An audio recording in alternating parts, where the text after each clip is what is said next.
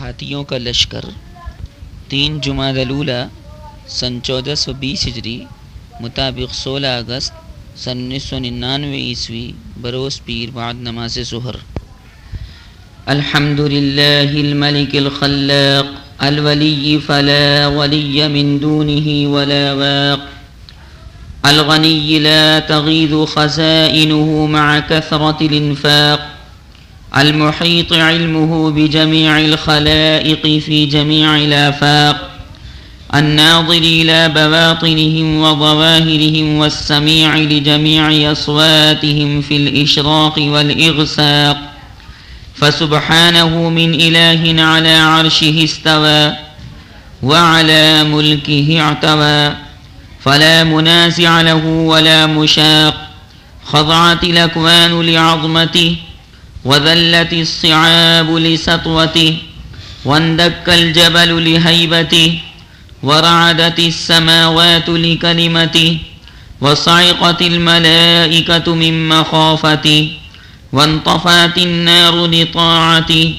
وجلى من أليم أخذه واشفاف أحمده سبحانه وله مالكية الحمد والاستحقاق وأشكره على إحسانه الذي لا يعد ولا يطاق وأشهد أن لا إله إلا الله وحده لا شريك له ولا ضد ولا ند ولا منازع ولا مشاق شهادة أرجوه أن يهون بها علي كرب السياق وأن يختم بها حياتي يوم الرحيل من الدنيا والفراق وأن يؤمنني بها يوم الكرب والشدائد والوجل والإطراق وأشهد أن سيدنا محمدا عبده ورسوله وخليله أشرف الخلق على الإطلاق نبي أكرمه الله تعالى بجميل الأخلاق وأخذ له على جميع الأنبياء الميثاق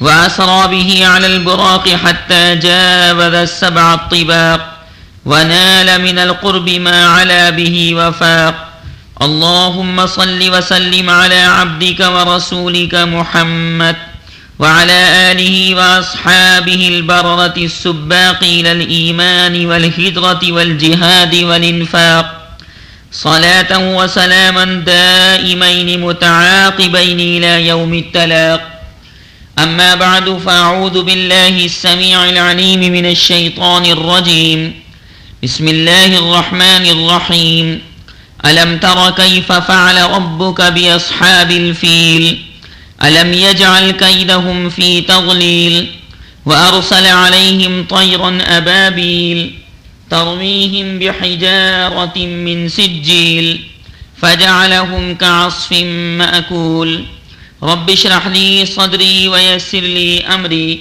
واحلل عقدة من لساني يفقه قولي علم الانسان ما لم يعلم رب زدنی علما۔ خواتین و حضرات، گزشتہ درس کے اندر میں نے آپ حضرات کے سامنے ٹیلی ویژن اور اس کے مفاسد اور اس کی برائیوں اور اس کے قبائح کے بارے میں تفصیل کے ساتھ بیان کیا تھا۔ اللہ سبحانہ و تعالی نے کلام پاک کے اندر حلال چیزوں کو بھی بیان فرما دیا ہے اور ساتھ ساتھ حرام چیزوں کو بھی بیان فرما دیا ہے، اور جو چیز گنجلک تھی، جو چیز مغلق تھی، غیر مفصل تھی، غیر واضح تھی، نبی کریم صلی اللہ علیہ وسلم کے ذریعے باری سبحانہ و تعالی نے اس کا بیان کروا دیا ہے۔ آپ صلی اللہ علیہ وسلم نے تمام کی تمام چیزیں کھول کر بیان فرما دی ہیں، کیونکہ آپ صلی اللہ علیہ وسلم کو باری تعالیٰ کی جانب سے ایسا ہی حکم تھا۔ چنانچہ اللہ سبحانہ و تعالی نے نبی کریم صلی اللہ علیہ وسلم کو خطاب فرماتے ہوئے ارشاد فرمایا، يا أيها الرسول بلغ ما أنزل إليك من ربك وَإِن لَّمْ تَفْعَلْ فَمَا بَلَّغْتَ رِسَالَتَهُ وَاللَّهُ يَعْصِمُكَ مِنَ النَّاسِ إِنَّ اللَّهَ لَا يَهْدِي الْقَوْمَ الْكَافِرِينَ۔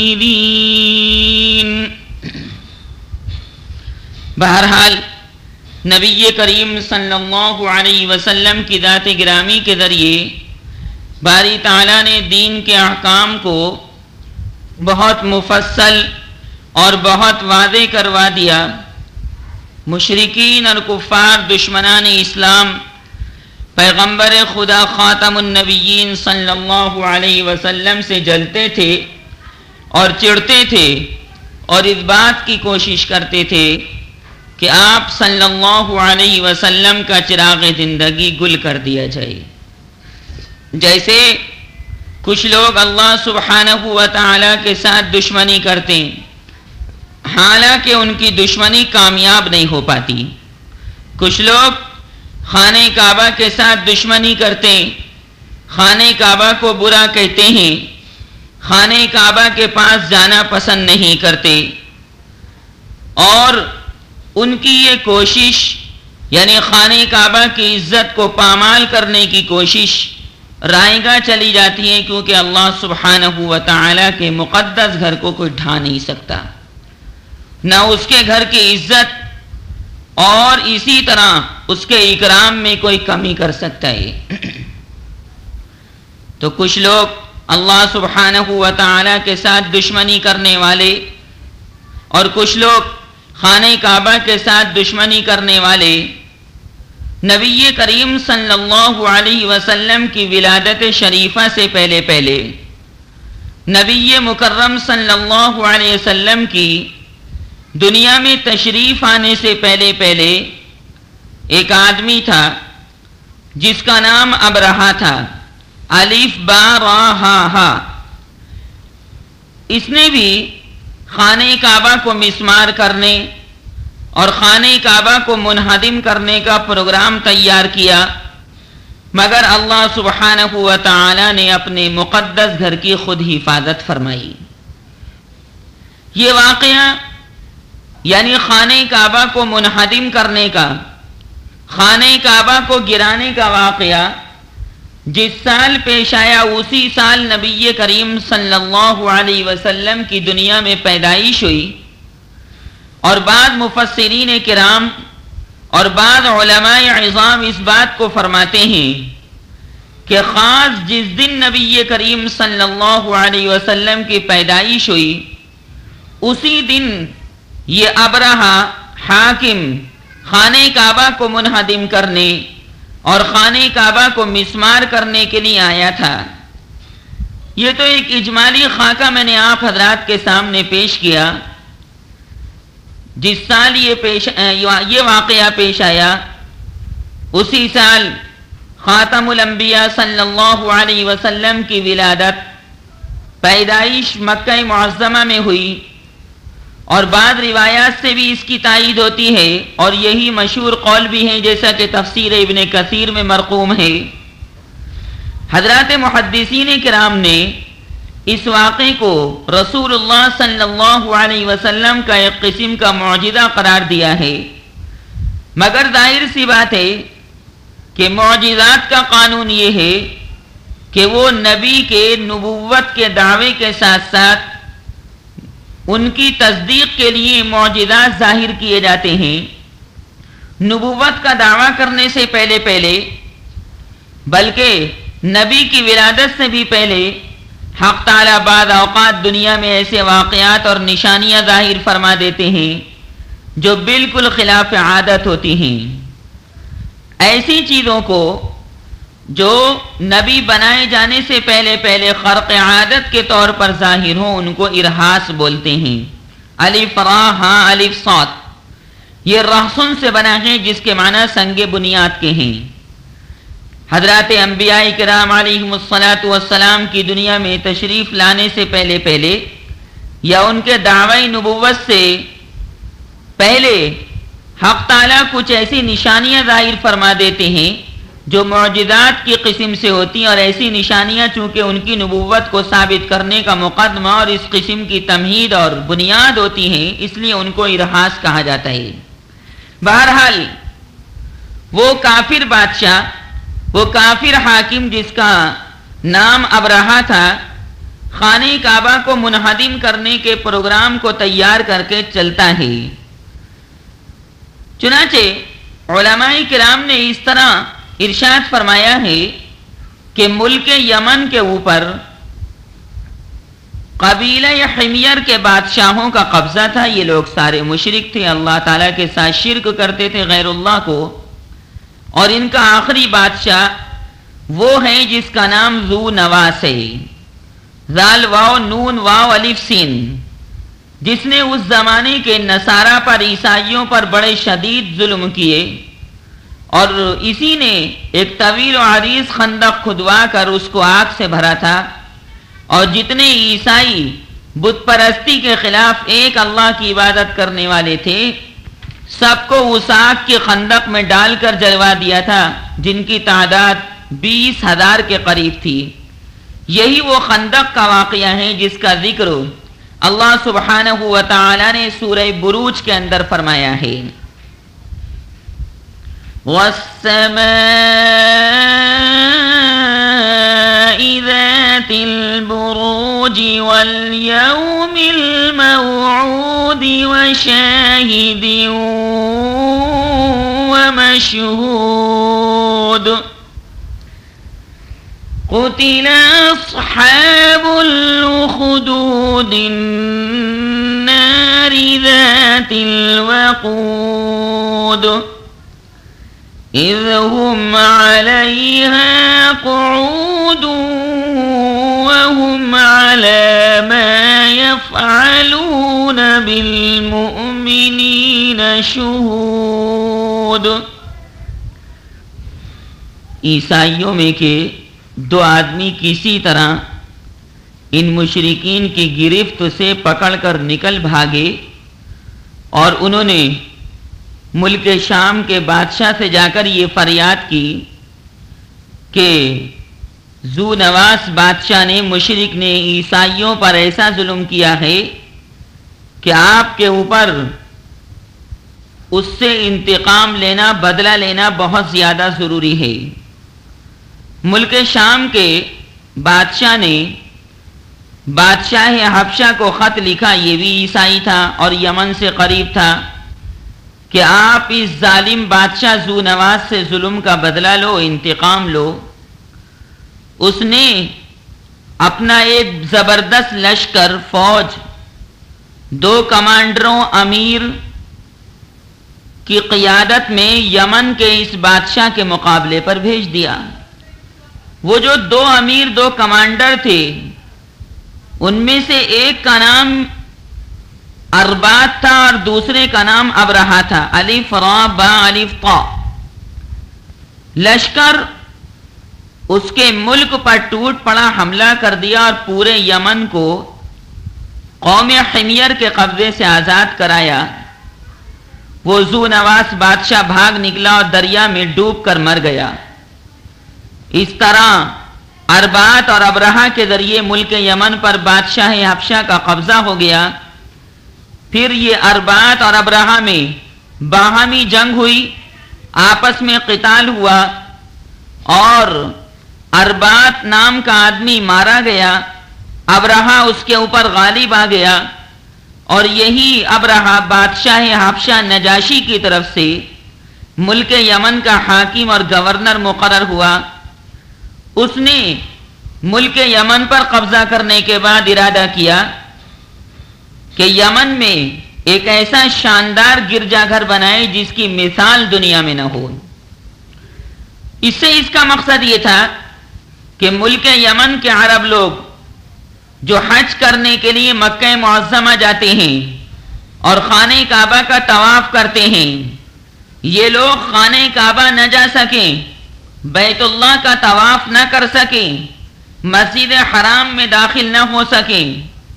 یہ لوگ اس گرجا گھر کی عظمت اور شان و شوکت سے مرعوب ہو کر بیت اللہ شریف کے بجائے، خانہ کعبہ کے بجائے اسی گرجا گھر میں جانے لگیں گے، یعنی خانہ کعبہ کو اس نے پامال کرنے کی کوشش کی، خانہ کعبہ کی عزت، خانہ کعبہ کے احترام اور خانہ کعبہ کی شان و شوکت اور فخامت اور تفوق اور علو اور بلندی، ان تمام چیزوں سے اس کے دل کے اندر حسد پیدا ہونے لگا، یعنی ابرہہ ان تمام چیزوں سے جلنے لگا۔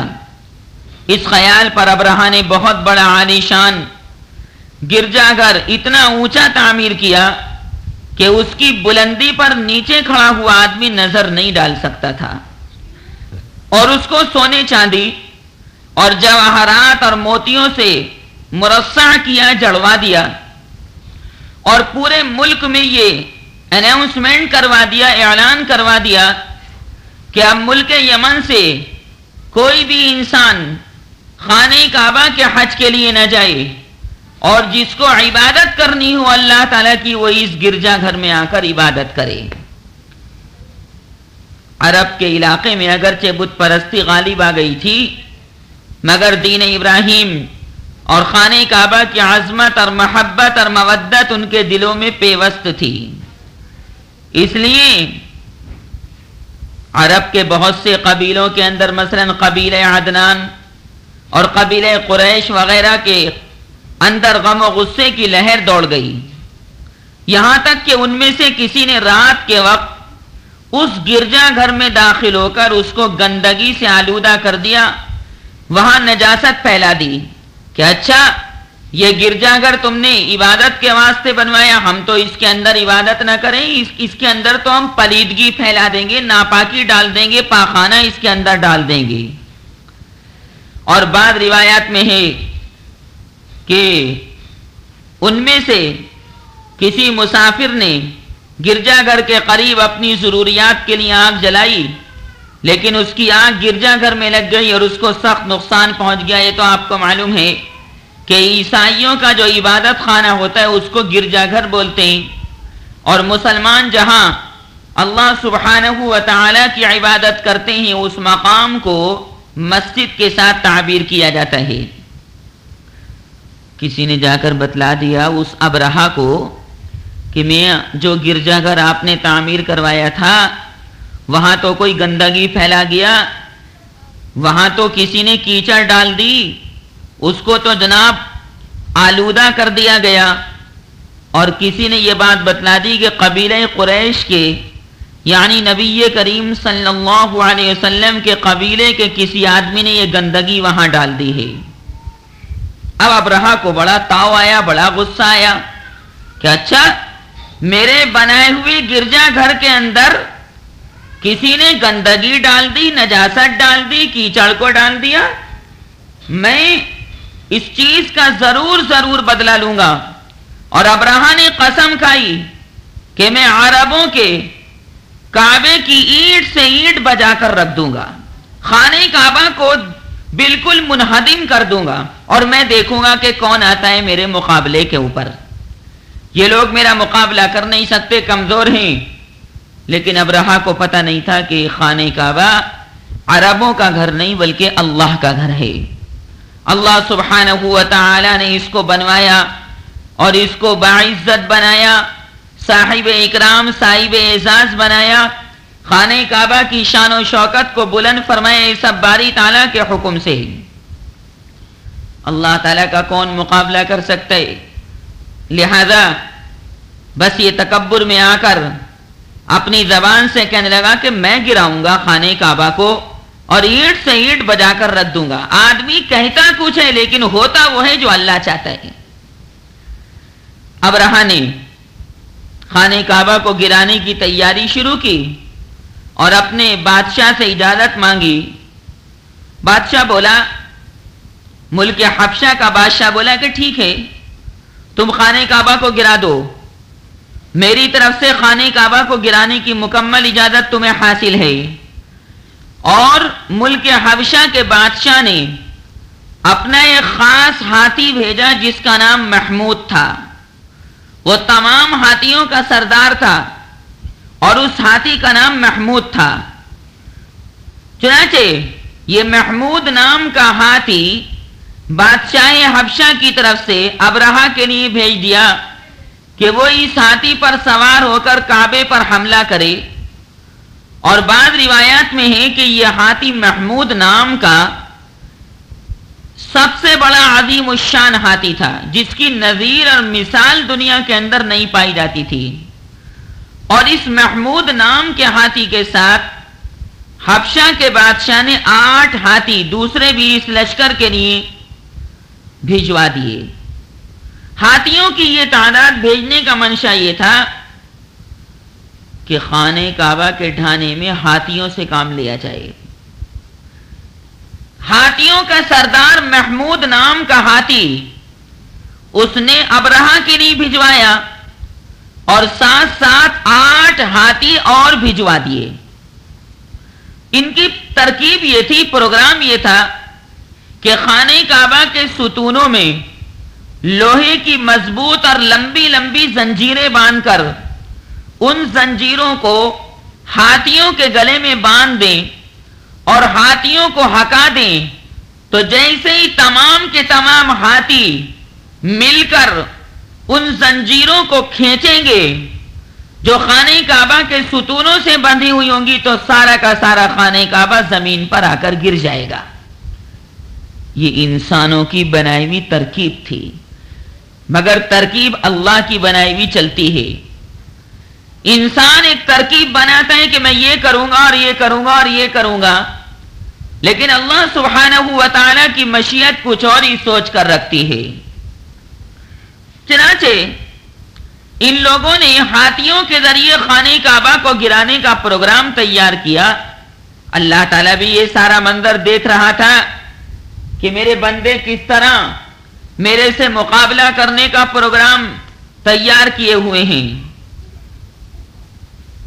سارے عرب کے اندر جب ابرہہ کے حملے کی خبر پھیلی تو سارا عرب مقابلے کے لیے تیار ہو گیا، سارا عرب تیار ہو گیا۔ یمن کے عربوں میں ایک آدمی ذو نفر نام کا تھا، اس نے عربوں کی قیادت اختیار کی اور عرب لوگ اس کے ارد گرد جمع ہو کر مقابلے کے لیے تیار ہو گئے اور ابرہہ کے خلاف جنگ کی۔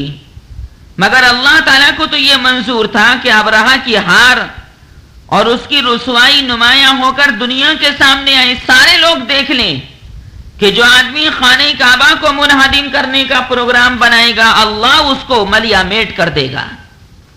اس لیے یہ عرب مقابلے میں کامیاب نہ ہوئے اور ابرہہ نے ان کو شکست دے دی، ان کو ہار ہو گئی، اور اس ذو نفر نام کے آدمی کو قید کر لیا، اور یہ ابرہہ حاکم آگے روانہ ہو گیا۔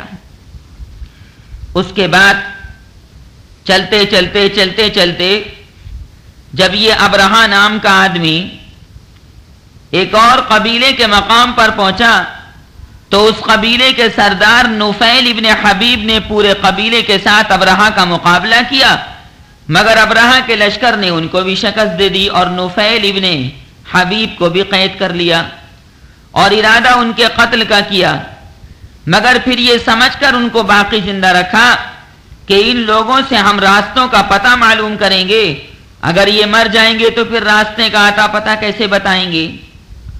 اس کے بعد جب ابرہہ کا لشکر مقام طائف کے قریب پہنچا تو مقام طائف کے باشندے قبیلہ ثقیف پچھلے قبیلوں کی جنگ اور ابرہہ کی فتح کے واقعات سن چکے تھے۔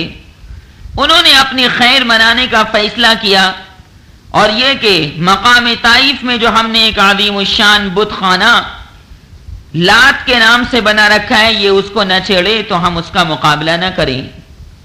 انہوں نے ایک بت خانہ وہاں طائف کے اندر تیار کروا رکھا تھا جس کا نام لات رکھا تھا، لام الف تا۔ انہوں نے ابرہہ سے مل کر یہ بھی طے کر لیا کہ ہم تمہاری امداد اور رہنمائی کے لیے اپنا ایک سردار تمہارے ساتھ بھیج دیتے ہیں۔ ابرہہ اس پر راضی ہو کر سردار کو ساتھ لے کر مکہ معظمہ کے قریب ایک مقام پر پہنچ گیا. اس مقام کا نام مغمس تھا، میم غین میم سین، جہاں مکہ مکرمہ کے قبیلہ قریش کے اونٹ چر رہے تھے. ابرہہ کے لشکر نے، ابرہہ کی فوجوں نے سب سے پہلے ان پر حملہ کر کے اونٹ گرفتار کر لیے، جن میں 200 اونٹ رسول اللہ صلی اللہ علیہ وسلم کے دادا عبد المطلب کے بھی تھے، جو اس زمانے میں قبیلہ قریش کے سردار تھے. ابرہہ حاکم نے یہاں پہنچ کر اپنا ایک سفیر، اپنا ایک نمائندہ جس کا نام حناطہ تھا، حانون الف طہ، مکہ مکرمہ کے اندر بھیجا کہ وہ قبیلہ قریش کے سرداروں کے پاس جا کر اطلاع کر دے کہ ہم تم سے جنگ کرنے کے واسطے نہیں آئے، بس ہمارا مقصد خانہ کعبہ کو ڈھانا ہے، منہدم کرنا ہے. اگر تم نے اس میں رکاوٹ نہ ڈالی تو تمہیں کوئی نقصان نہ پہنچے گا. یہ حناطہ نام کا سفیر جب مکہ معظمہ میں داخل ہوا تو سب نے اس کو عبد المطلب کا پتہ دیا، جو نبی کریم صلی اللہ علیہ وسلم کے دادا تھے، کہ تم ان سے ملو، یعنی عبد المطلب سے ملو، وہی سب سے بڑے قبیلہ قریش کے سردار ہیں. چنانچہ حناطہ چلتے چلتے حضرت عبد المطلب کے پاس پہنچا اور حضرت عبد المطلب سے اس نے گفتگو کی، بات چیت کی، اور ابرہہ کا پیغام پہنچا دیا کہ دیکھیے جی، ہم یہاں مکہ مکرمہ کے اندر آپ لوگوں سے جنگ کرنے کے واسطے نہیں آئے، بلکہ ہمارا مقصد صرف یہ ہے کہ ہم خانہ کعبہ کو ڈھا دیں، خانہ کعبہ کو منہدم کر دیں، خانہ کعبہ کو گرا دیں. ہمارا اور کوئی مقصد نہیں ہے، بس اللہ کے گھر کو ڈھانا چاہتے ہیں، ہم آپ سے جنگ کرنے کے واسطے نہیں آئے ہیں. چنانچہ یہ تمام گفتگو عبد المطلب جو نبی کریم صلی اللہ علیہ وسلم کے دادا تھے انہوں نے سنی. چنانچہ ابن اسحاق کی روایت کے مطابق عبد المطلب نے یہ جواب دیا کہ ہم بھی تمہارے حاکم ابرہہ سے جنگ کا کوئی ارادہ نہیں رکھتے، نہ ہمارے پاس اتنی طاقت ہے کہ تمہارے بادشاہ کا، تمہارے حاکم کا مقابلہ کر سکیں. البتہ میں یہ بات آپ کو بتائی دیتا ہوں کہ یہ اللہ کا گھر، اللہ سبحانہ و تعالی کا خاص گھر ہے، اور اس کے خلیل حضرت ابراہیم علیہ السلام کا بنایا ہوا ہے، اور اللہ تعالیٰ خود خانہ کعبہ کی حفاظت کا ذمہ دار ہے. اللہ سے جنگ کا ارادہ ہے تو آپ کا حاکم جو چاہے کرے، پھر دیکھیے کہ اللہ سبحانہ و تعالیٰ اس کے ساتھ کیا معاملہ فرماتے ہیں. یہ دو ٹوک جواب دے دیا حضرت عبد المطلب نے نبی کریم صلی اللہ علیہ وسلم کے دادا نے. بھئی اللہ سے جنگ کرنی ہے تو اللہ تعالیٰ جانے، تم جانو. اس سفیر نے جس کا نام حناطہ تھا، حناطہ نے عبد المطلب سے کہا تو پھر آپ میرے ساتھ چلے، میں آپ کو اپنے حاکم ابرہہ سے ملوائے دیتا ہوں. ابرہہ نے جب عبد المطلب کو دیکھا کہ وہ بڑے شاندار آدمی ہیں تو ان کو دیکھ کر اپنے تخت سے نیچے اتر کر بیٹھ گیا اور عبد المطلب کو اپنی برابر بٹھایا اور اپنے ٹرانسلیٹر ترجمان سے کہا کہ عبد المطلب سے پوچھے کہ وہ کس غرض سے آئے ہیں، کس مقصد سے آئے ہیں. ٹرانسلیٹر کی ضرورت اس لیے پیش آئی کہ عبد المطلب عربی زبان بولتے تھے اور وہ ابرہہ حبشی زبان کے اندر گفتگو کرتا تھا. حضرت عبد المطلب نے فرمایا، خواجہ عبد المطلب نے فرمایا کہ میری ضرورت تو اتنی ہے کہ میرے اونٹ جو آپ کی فوجوں نے اور آپ کے لشکر نے گرفتار کر لیے ہیں، آپ ان کو چھوڑ دیں. ابرہہ نے اس ٹرانسلیٹر ترجمان کے ذریعے عبد المطلب سے کہا کہ اے عبد المطلب، جب میں نے آپ کو پہلے دیکھا تو میرے دل کے اندر آپ کی بڑی وقار اور بڑی عزت ہوئی. میں نے سمجھا کہ آپ بہت بڑے آدمی ہیں، آپ کا چہرہ بہت نورانی ہے، آپ شان و شوکت کے حامل انسان ہیں. مگر آپ کی گفتگو نے تو اس کو بالکل ختم کر دیا کہ آپ مجھ سے صرف اپنے 200 اونٹوں کی بات کر رہے ہیں کہ میرے 200 اونٹوں کو چھوڑ دیں. اور آپ کو یہ معلوم ہے کہ میں آپ کا کعبہ جو آپ کا دین ہے اس کو ڈھانے کے لیے آیا ہوں. خانہ کعبہ کے بارے میں آپ کوئی گفتگو نہیں کر رہے, اپنے 200 اونٹوں کا مطالبہ کر رہے ہیں. کیا آپ ہمارے 200 اونٹ چھوڑ دیجئے, باقی آپ جانیں, اللہ سبحانہ و تعالی جانیں. آپ نے خانہ کعبہ کے متعلق کوئی گفتگو نہیں کی اور مجھ سے کوئی بات نہیں کی کہ آپ خانہ کعبہ کو کیوں ڈھا رہے ہیں, کیوں ارادہ کر رہے ہیں اس کو ڈھانے کا, منہدم کرنے کا. حضرت عبد المطلب نے نبی کریم صلی اللہ علیہ وسلم کے دادا نے بڑا شاندار جواب دیا, بڑا شاندار جواب دیا جو آب ذر سے لکھنے کے قابل.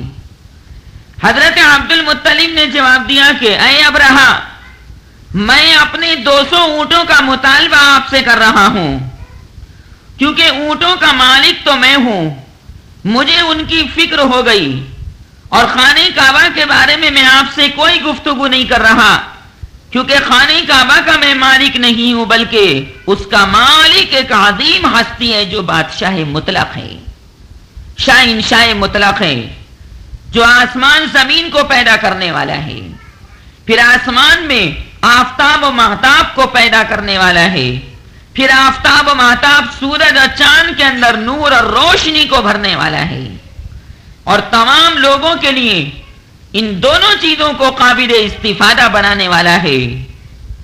وہ اللہ ہے جو ہر چیز کے اوپر قادر ہے. لہذا اے ابرہا, جن اونٹوں کا میں مالک ہوں ان کا میں نے آپ سے مطالبہ کر لیا.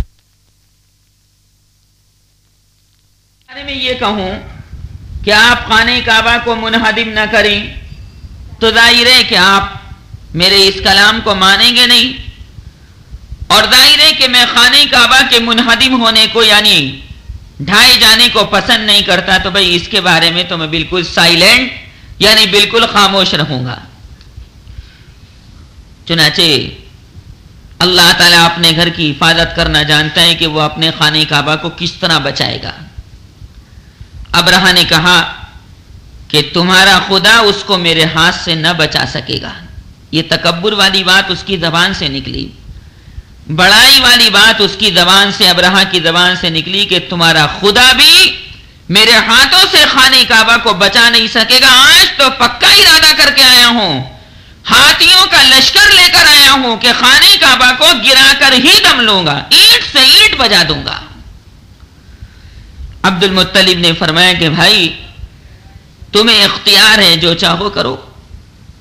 اور بعض روایات میں ہے کہ عبد المطلب کے ساتھ اور بھی قبیلے قریش کے چند سردار گئے تھے, اور انہوں نے ابرہا کے سامنے پیشکش کی کہ اگر آپ خانہ کعبہ پر ہاتھ نہ ڈالیں اور لوٹ جائیں تو ہم پورے تہامہ کی 1/3 پیداوار آپ کو بطور خراج ادا کرتے رہیں گے. مگر ابرہا نے اس کے ماننے سے انکار کر دیا. وہ بولا کہ جی خانہ کعبہ کو ڈھانے سے کم کی بات تو میں کروں گا نہیں, اس خانہ کعبہ کو ڈھا کر جاؤں گا. حضرت عبد المطلب کے اونٹ جن کی تعداد 200 تھی اور جن کے اوپر ابرہا کی فوجوں نے قبضہ کر لیا تھا, ابرہا نے وہ 200 اونٹ ان کے واپس کر دیے. حضرت عبد المطلب نبی کریم صلی اللہ علیہ وسلم کے دادا اپنے اونٹ لے کر واپس ہوئے تو گھبراہٹ دل کے اندر تو موجود تھی کہ پتہ نہیں, دیکھیے مکہ مکرمہ میں اب کیا مصیبت آ جائے. یہ لوگ خانہ کعبہ کو ڈھانے کا پروگرام رکھتے ہیں.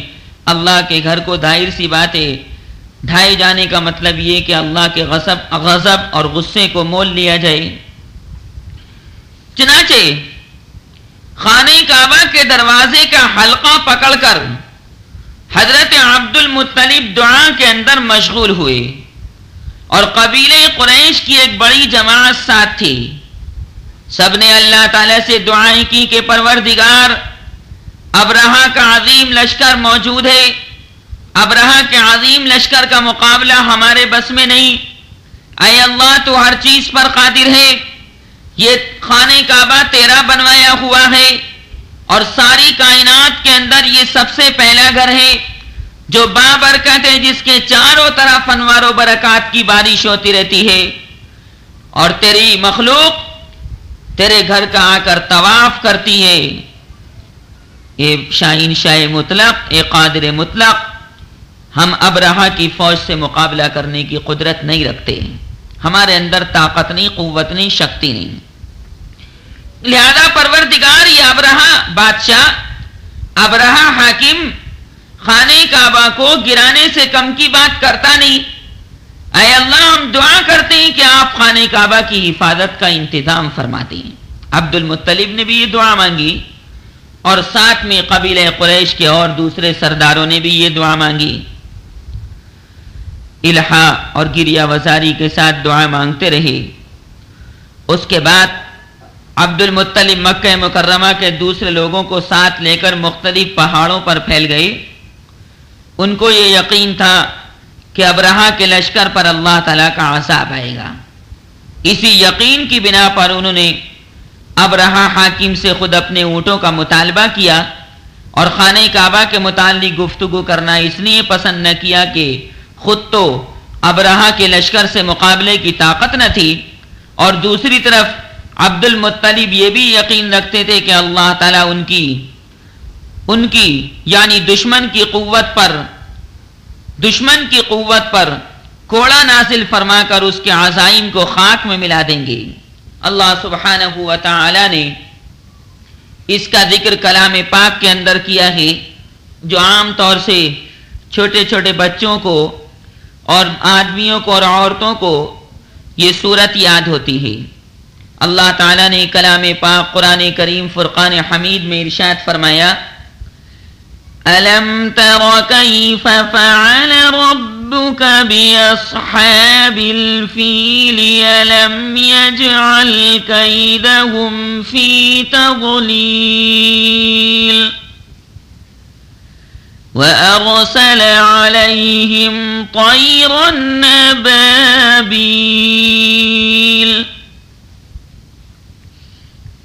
تَرْمِيهِمْ بحجارة من سجيل فجعلهم كعصف مأكول۔ اللہ سبحانہ و تعالی نے ارشاد فرمایا کہ اے مخاطب، کیا آپ کو اس بات کی اطلاع نہیں ہوئی کہ آپ کے پروردگار نے ہاتھی والوں کے ساتھ کیا معاملہ کیا؟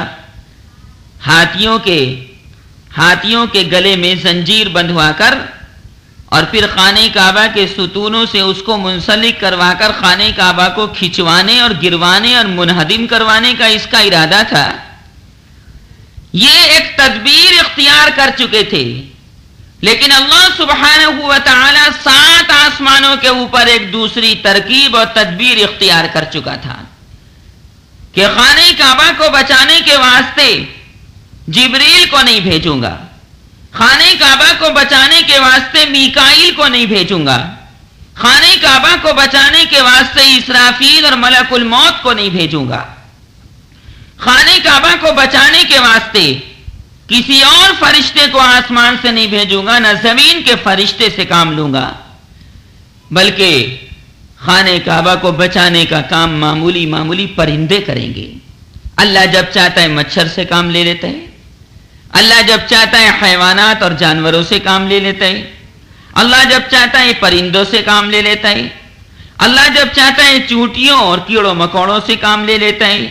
اس کی سرکار نرالی سرکار ہے، کوئی اس کی مثال دنیا کے اندر نہیں، کائنات میں اللہ کی ذات اور اللہ کی صفات کی مثال موجود نہیں۔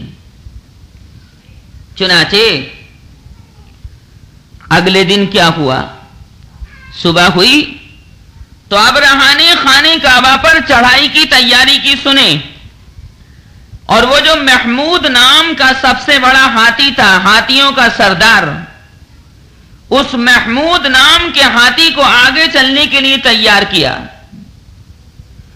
نفیل ابن حبیب جن کو راستے سے ابرہہ نے گرفتار کیا تھا، اس وقت وہ آگے بڑھے اور ہاتھی کا کان پکڑ کر کہنے لگے کہ اے محمود ہاتھی، تو جہاں سے آیا ہے وہیں صحیح سالم لوٹ جا، کیونکہ تو اللہ کے محفوظ شہر میں ہے، بلد امین میں ہے، یعنی مکہ مکرمہ کے قریب ہے۔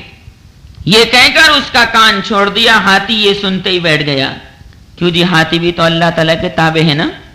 وہ یہ سمجھ رہا تھا کہ ہم اس کو کھلاتے پلاتے ہاتھی کی پرورش کرتے تو شاید ہاتھی ہمارا کہنا مانے گا. نہ، ہاتھی تو اللہ سبحانہ و تعالیٰ کے حکم کے تابع ہے. ہاتھی ہو، شیر ہو، چیتے ہو، لگڑ بھگے ہو، لومڑیاں ہو، سانپ ہو، بچھو ہو، طوطا ہو، مینا ہو، فاختہ ہو، بلبل ہو، بکری ہو، بکرا ہو، گائے ہو، بیل ہو، اونٹ ہو، اونٹنی ہو، کبوتر ہو، کبوتری ہو، اگر دیکھیں تمام درندے، پرندے، چرندے، پیرندے، یہ تمام کے تمام باری تعالیٰ کے حکم کے تابع ہیں. یہ وہ کریں گے جس کے کرنے کا اللہ ان کو حکم دے گا. اللہ ان سے کسی چیز کو نقصان بھی پہنچوا سکتا ہے اور ان کے ذریعے اپنے مکان کی اور دوسری چیزوں کی حفاظت بھی کروا سکتا ہے. چنانچہ نفیل ابن حبیب نے اس بڑے ہاتھی کے کان میں کہا کہ جہاں سے آیا ہے وہیں صحیح سالم لوٹ جا، کیونکہ تو اللہ تعالیٰ کے بلد امین یعنی محفوظ شہر میں ہے، مکہ مکرمہ میں، جس کو قرآن نے بلد امین یعنی محفوظ شہر کہا ہے، اور اس کی قسم کھائی ہے کلام پاک کے اندر. والتین والزیتون وطور سینین وهذا البلد الامین لقد خلقنا الانسان فی احسن تقویم ثم رددناه اسفل سافلين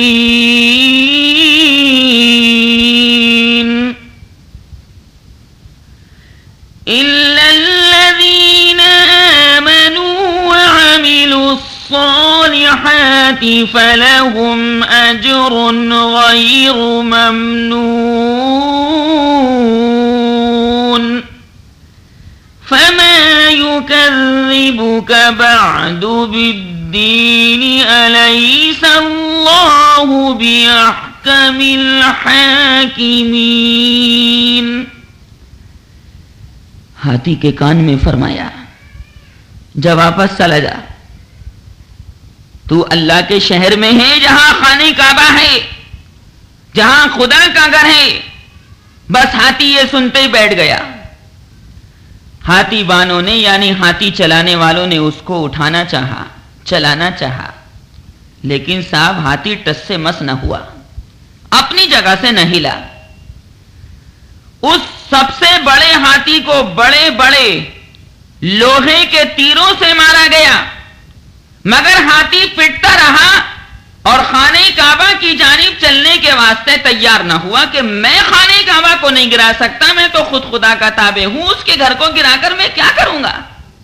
اب یہ انسان اگر بدتمیز ہو رہے ہیں، انسان بیت اللہ کو گرانا چاہ رہے ہیں، تو میں ہاتھی اتنا بدتمیز نہیں کہ جو خانہ کعبہ کو گرا دوں. میں تو اللہ تعالیٰ کا پیدا کیا ہوا ہوں، اللہ نے مجھے بنایا ہے، میں خانہ کعبہ کو نہیں گراؤں گا، نہ اس کے واسطے آگے بڑھوں گا. بڑے بڑے لوہے کے تیروں سے مارا گیا، لیکن صاحب ہاتھی پٹتا رہا اور اس کی بھی اس نے پٹائی کی پرواہ نہ کی. اتنا مارا اس ہاتھی کو خانہ کعبہ کی جانب چلانے کے واسطے کہ اس بڑے ہاتھی کی ناک میں لوہے کا آنکڑا ڈلوا دیا اور اس کو زور سے کھینچا، لیکن پھر بھی وہ ہاتھی کھڑا نہ ہوا، تکلیف برداشت کرتا رہا. وہ تو جی اللہ نے اس کو خانہ کعبہ کی جانب چلانے سے منع فرما دیا، تو وہ کیوں بڑھ سکتا تھا. ابھی آپ نے پچھلے درس کے اندر خواجہ غریب نواز کے سلسلے میں جو بیان سنا تھا، اس میں آپ نے سنا تھا کہ حضرت خواجہ غریب نواز معین الدین اجمیری نے فرمایا کہ بس تو اب یہاں اونٹ ہی بیٹھیں گے. اونٹ بیٹھ گئے راجا کے، ٹس سے مس نہ ہوئے. تو بولو جی، اللہ کا ولی ایک بات کہہ رہا ہے اور اللہ اس کی لاج رکھ رہا ہے، تو کیا خانہ کعبہ کو اللہ تعالیٰ گروا سکتا تھا؟ ہرگز نہیں، خانہ کعبہ تو برکت کی جگہ ہے، انوار و برکات کا مقام ہے، مسارہ ہے، جائے رجوع ہے، ساری کائنات سے لوگ اس کی جانب رجوع کر کے جاتے ہیں۔ خانہ کعبہ کی جانب ہندوستان سے بھی جاتے ہیں، پاکستان سے بھی جاتے ہیں، انڈونیشیا سے بھی جاتے ہیں، ملیشیا سے بھی جاتے ہیں، کویت سے بھی جاتے ہیں، مصر سے بھی جاتے ہیں، سری لنکا سے بھی جاتے ہیں، نیپال سے بھی جاتے ہیں، افغانستان سے بھی جاتے ہیں، ایران اور توران سے بھی جاتے ہیں، چین سے بھی جاتے ہیں، امریکہ سے بھی جاتے ہیں، فرانس سے بھی جاتے ہیں۔ غرب دیکھیں، دنیا کے اندر جو مختلف علاقے اللہ تعالی کہ مسلمان بندے، مومن بندے خانہ کعبہ کا دیدار کرنے اور اس کا طواف کرنے کے واسطے جاتے ہیں، اور اس میں لگے ہوئے سنگ اسود کو، حجر اسود کو چومنے کے لیے جاتے ہیں، کیونکہ وہ جنت کا پتھر ہے۔ ان اول بیت وضع للناس للذی ببکۃ مبارکا وهدى للعالمين فيه آيات بينات مقام إبراهيم ومن دخله كان آمنا وَلِلَّهِ عَلَى النَّاسِ حِجُّ الْبَيْتِ مَنِ اسْتَطَاعَ إِلَيْهِ سَبِيلًا وَمَنْ كَفَرَ فَإِنَّ اللَّهَ غَنِيٌّ عَنِ الْعَالَمِينَ۔ اللہ بھی دیکھ رہا تھا کہ یہ جو ترکیب کھیلا نا ابرہہ، ساری ترکیبوں کو فیل کر دوں گا، سارے لوگوں کے دل رحمان کی دو انگلیوں کے بیچ میں، جدھر چاہے دلوں کو موڑ دے، چاہے تو نفرت پیدا کر دے، چاہے تو پوری کامل محبت ڈال دے۔ دلوں میں محبت پیدا کرنا ہے تو اللہ تعالیٰ کی توفیق سے ہے۔ تو خیر، ہاتھی کی ناک میں لوہے کا آنکڑا ڈلوا دیا، پھر بھی وہ نہ کھڑا ہوا۔ خانہ کعبہ کی جانب جانے کے واسطے تیار نہیں، اس سائیڈ میں چلنے کو تیار نہیں۔ اس وقت ان لوگوں نے سوچا کہ بھئی دیکھو ایسا ہے، یہ خانہ کعبہ کی جانب تو چل نہیں رہا، ٹھیک ہے، لیکن ذرا دوسری سائیڈ میں تو چلا کر دیکھو، دیکھو یہ چلتا نہیں چلتا۔ اس وقت ان لوگوں نے ہاتھی کو یمن کی طرف لوٹانا چاہا تو ہاتھی فوراً کھڑا ہو گیا۔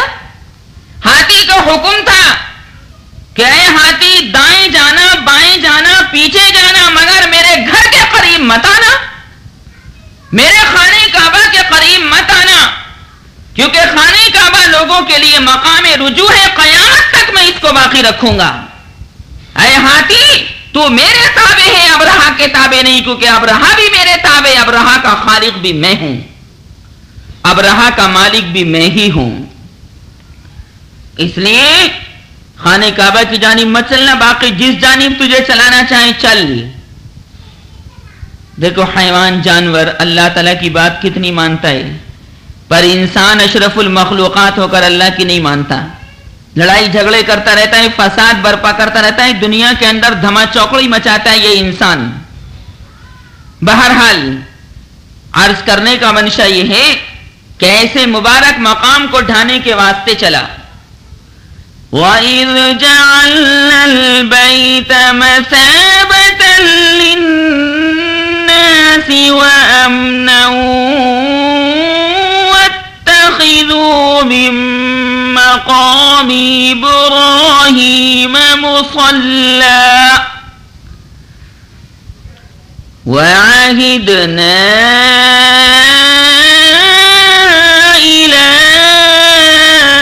إِبْرَاهِيمَ وَإِسْمَاعِيلَ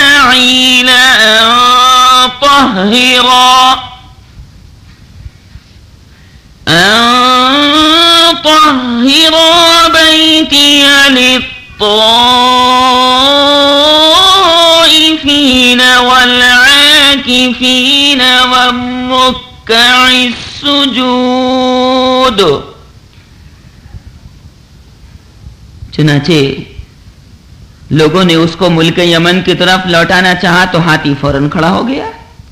پھر ملک شام کی طرف اس ہاتھی کو چلانا چاہا تو چلنے لگا. پھر پورب کی طرف مشرق کی طرف چلایا تب بھی ہاتھی چلنے لگا. ان سارے اطراف میں چلانے کے بعد پھر اس کو بیت اللہ خانہ کعبہ کی جانب چلانا چاہا تو ہاتھی پھر بیٹھ گیا. اس نے کہا نہیں جی میں تو اللہ کی مانوں گا. زبان حال سے وہ یہ کہہ رہا تھا کہ اللہ کی مانو, اللہ کے گھر کو مت گراؤ. اللہ کے گھر کا کوئی مقابلہ نہیں کر سکتا جیسے اللہ کی ذات و صفات کا کوئی مقابلہ نہیں کر سکتا. کہاں تم اور کہاں اللہ کی ذات, کجا تم اور کجا ذات باری تعالی اور کجا صفات باری تعالی. بادشاہ مطلق, قادر مطلق, آسمان زمین کے پیدا کرنے والے خدا کا یہ کرشمہ تو یہاں ظاہر ہوا. اور دوسری طرف کیا ہوا؟ سمندر کی طرف سے سنیں کچھ پرندوں کی قطاریں آتی دکھائی دیں. قطاریں, پرندوں کی قطاریں, پرندوں کی ٹکڑیاں آسمان پر دکھائی دینے لگیں. ارے لوگ تو خانہ کعبہ کا دیدار کرنے کے لیے تڑپتے ہیں, بلکتے ہیں, سسکتے ہیں, دعائیں کرواتے ہیں بزرگوں سے کہ اللہ حج نصیب کر دے. کرواتے ہیں اور یہ بدتمیز خانہ کعبہ کو ڈھانے کے لیے آیا تھا. چنانچہ سمندر کی طرف سے کچھ پرندوں کی قطاریں آتی دکھائی دیں اور ان پرندوں میں سے ہر ایک پرندے کے ساتھ 3 کنکریاں چنے یا مسور کی برابر تھیں. ایک کنکری ایک چونچ میں اور 2 کنکریاں 2 پنجوں میں. ہر پرندے کے ساتھ 3 کنکریاں تھیں. ایک ایک پنجے میں ایک ایک کنکری اور ایک کنکری اس پرندے کی چونچ میں دبی ہوئی تھی. علامہ واقدی کی روایت میں ہے کہ وہ پرندے عجیب و غریب طرح کے تھے. وہ اللہ تعالیٰ کی قدرت کاملہ نے شاید اسی وقت پیدا کر کے بھیجے تھے. وہ پرندے ایسے عجیب و غریب طرح کے تھے کہ ان پرندوں کو دنیا میں اس واقعے سے پہلے نہیں دیکھا گیا. قدرت کاملہ کا اللہ نے نمونہ دکھایا.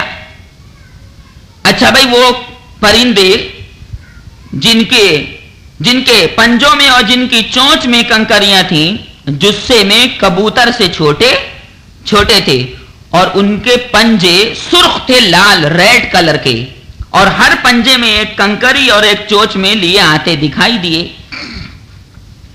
اور یہ پرندے فوراً ہی ابرہا کے لشکر کے اوپر چھا گئے.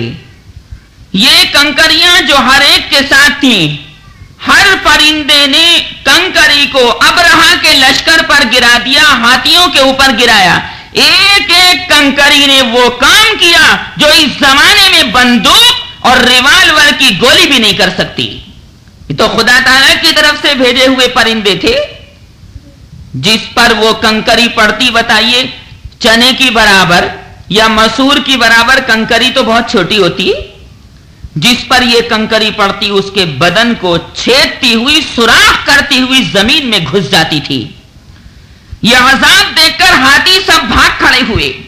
صرف ایک ہاتھی رہ گیا جو اس کنکری سے ہلاک ہوا, اور لشکر کے سب آدمی اسی موقع پر ہلاک نہیں ہوئے بلکہ مختلف علاقوں میں بھاگے. ان سب کا یہ حال ہوا کہ راستے میں مر کر نیچے کو گر گئے. اب ان کا جو بادشاہ حاکم تھا ابرہا کو چونکہ سخت سزا دینی تھی, اللہ تعالیٰ کو ایسے ہی منظور تھا کہ یہ تھا باولا, یہ تھا مکمل مجنون, پاگل, فلش. لہذا بھائی اس کو سخت سزا دینی چاہیے کیونکہ اس نے سب کو بھڑکایا اور بہکایا. تو ابرہا کو اللہ تعالیٰ نے فوراً ہلاک نہیں فرمایا بلکہ اللہ تعالیٰ نے ابرہا کے ساتھ یہ معاملہ کیا کہ اس کے جسم میں ایسا زہر اللہ نے پیدا کر دیا کہ اس کا یعنی اس کے جسم کا ایک ایک جوڑ گل سڑ کر نیچے کو گرنے لگا. بولو اللہ سے کوئی مقابلہ کر سکتا ہے؟ آنن فانن اللہ نہ کرے اس متکبر کو اللہ چارپائی پر ڈال دے, بیمار کر دے, ہاسپٹل میں ایڈمٹ کروا دے, اللہم احفظنا، بس اللہ اپنی امان میں رکھے گناہوں کو معاف فرماتے ہوئے۔ چنانچہ اس کے بدن کا ایک ایک جوڑ گل سڑ کر نیچے کو گرنے لگا۔ اسی حال میں اس کو ملک یمن واپس لایا گیا، اور جو ملک یمن کی راجدھانی دارالحکومت کیپٹل صنعاء تھی، صنعاء پہنچ کر اس کا سارا بدن ٹکڑے ٹکڑے ہو کر بہہ گیا اور وہ مر گیا۔ پتہ ہی نہیں چلا کہاں بوٹی اور کہاں ہڈیاں اور کہاں جناب کھال اور کہاں جناب اس کی جسم کی دوسری چیزیں۔ اللہ کے گھر کو گرانے کے لیے آیا، اللہ نے اس کو ملیا میٹ کر دیا، خانہ کعبہ کو بچا لیا، جیسا کہ عبد المطلب نے فرمایا تھا کہ میں تو اونٹوں کا مالک ہوں، میں اپنے اونٹوں کے بارے میں گفتگو کر سکتا ہوں، اور خانہ کعبہ کا مالک میں نہیں ہوں، بلکہ خانہ کعبہ کا میں تو ایک ادنا سا خادم ہوں، لہذا جس کا خانہ کعبہ وہ جانے اور تو جانے۔ چنانچہ اللہ کی ذات پر جو بھروسہ کرتا ہے اللہ اس کا کام بنا دیتا ہے۔ نہ صدر پر، نہ وزیر پر، نہ سفیر پر، نہ مشیر پر، نہ دوست پر، نہ سہیلی پر، نہ اماں پر، نہ ابا پر، نہ ماموں پر، نہ چچا پر، نہ تایا پر، نہ بھانجے پر، نہ بھانجی پر، نہ بہن پر، نہ سگے بھائی پر، کوئی اپنا نہیں، بس اللہ اپنا ہے۔ اللہ ہی ساتھ دیتا ہے، سب رشتہ دار چھوڑ دیتے ہیں، غیر رشتہ دار چھوڑ دیتے ہیں، جب مصیبت آتی کوئی کسی کا ساتھ نہیں دیتا۔ ویسے میٹھا میٹھا سب ہپ ہپ کر لیتے ہیں اور کڑوا کڑوا تھو تھو، جب مصیبت آتی تو کوئی حال پوچھنے بھی نہیں آتا کہ میاں جی آپ کیسے ہیں، اور جب پیسہ جیب میں رہتا ہے تو سب آتے ہیں سلام ولام کرنے کے لیے، کیسے آئے تھے، کچھ نہیں، حضور کو سلام کرنا تھا۔ تو حضور سے محبت تو نہ ہوئی بلکہ حضور کے پیسے سے محبت ہوئی۔ ابرہہ کے ہاتھی محمود کے ساتھ 2 ہاتھی وان یہی مکہ مکرمہ میں رہ گئے، مگر اس طرح کے دونوں ہاتھی چلانے والے اندھے اور اپاہج بن گئے۔ حضرت محمد ابن اسحاق نے حضرت عائشہ رضی اللہ تعالی عنہ سے روایت کیا ہے کہ انہوں نے فرمایا، حضرت عائشہ نے فرمایا کہ میں نے ان دونوں کو اس حالت میں دیکھا ہے کہ وہ اندھے بن گئے تھے اور اپاہج تھے، چلا پھرا نہیں جاتا تھا ان سے۔ حضرت عائشہ صدیقہ رضی اللہ تعالی عنہا کی بہن اسماء نے فرمایا کہ میں نے دونوں اپاہج اندھوں کو بھیک مانگتے ہوئے دیکھا، اللہ تعالی نے ان کو بھیک مانگنے پر مجبور کیا۔ اسی پورے واقعے کو جو میں نے آپ کے سامنے ابھی سنایا ہے، اللہ سبحانہ و تعالی نے کلام پاک کی اس سورہ مبارکہ کے اندر تفصیل کے ساتھ بیان کیا جو میں نے آپ کے سامنے ابھی تلاوت کی تھی خطبے کے بعد۔ أَلَمْ تَرَ كَيْفَ فَعَلَ رَبُّكَ بِأَصْحَابِ الْفِيلِ أَلَمْ يَجْعَلْ كَيْدَهُمْ فِي تَضْلِيلٍ وَأَرْسَلَ عَلَيْهِمْ طَيْرًا أَبَابِيلَ تَرْمِيهِمْ بِحِجَارَةٍ مِّن سِجِّيلٍ فَجَعَلَهُمْ كَعَصْفٍ مَّأْكُولٍ۔ اللہ نے فرمایا کہ اللہ نے ان کو ایسا کر دیا جیسے کھایا ہوا بھوسا، سب کا نام و نشان مٹا دیا۔ اب پبلک کے اندر، عوام کے اندر یہ بات مشہور ہے کہ وہ پرندے ابابیل نام کے تھے، غلط ہے یہ۔ ابابیل کے لفظی معنی جھنڈ کے جھنڈ، پرے کے پرے۔ حضرت ابو عبیدہ نے وضاحت کی ہے کہ متفرق جماعت کو ابابیل کہتے ہیں، چنانچہ عرب والے بولتے ہیں جاءت الخیل ابابیل من ہا ہنا و ہا ہنا، یعنی ادھر اور ادھر سے سواروں کے جھنڈ آئے۔ ابابیل کا واحد مفرد آتا ہے یا نہیں، اس بارے میں 2 قول ہیں۔ امام اخفش اور امام فرہ کا بیان ہے کہ جس طرح شماطیت اور عبادیت کا واحد نہیں آتا، ایسے ہی ابابیل کا بھی واحد نہیں آتا، اور دوسرا قول یہ ہے کہ ابابیل کا مفرد اور واحد آتا ہے۔ چنانچہ ابو جعفر نے جو لغت میں ثقہ اور معتبر خیال کیے جاتے ہیں وضاحت کی ہے کہ انہوں نے ابابیل کا واحد ابالتن سنا ہے۔ بہرحال امام فرہ نے ارشاد فرمایا کہ اگر کوئی آدمی دینار اور دنانیر کی طرح اس کا واحد ایبالتن بتائے تو درست ہو سکتا ہے۔ تو وہ پرندے بھائی ابابیل نام کے نہیں تھے۔ پبلک میں یہ غلطی مشہور ہو گیا کہ وہ پرندے ابابیل نام کے تھے. نہیں, وہ تو عجیب و غریب قسم کے پرندے قدرت کاملہ سے پیدا ہوئے تھے اور اس سے پہلے دنیا کے اندر دیکھے نہیں گئے تھے.